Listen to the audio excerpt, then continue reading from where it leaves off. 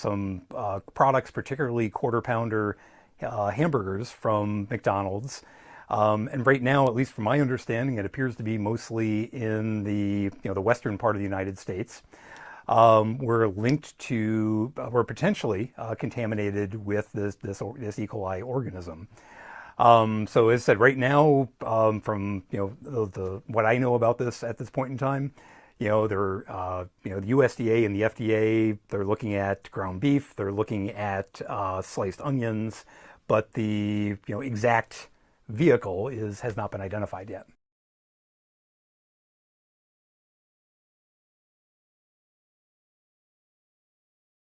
There's usually two scenarios that how this gets spread to food.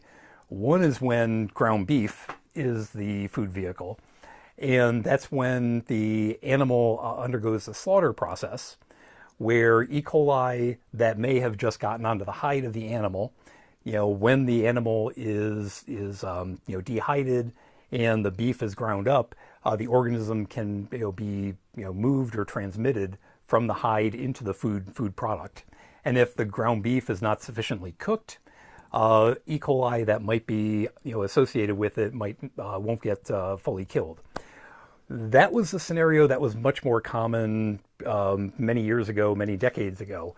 What we have seen in much more commonly, probably in the last definitely the last 12 to 14 years, is a lot of outbreaks that are associated with raw produce.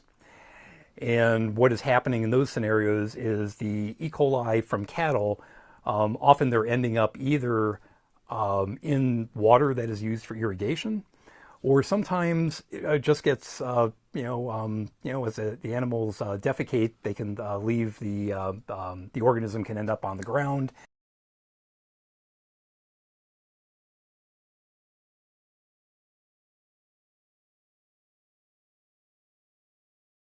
These foodborne illnesses, they're very, very rare, very uncommon, but they do happen, so we need to be vigilant.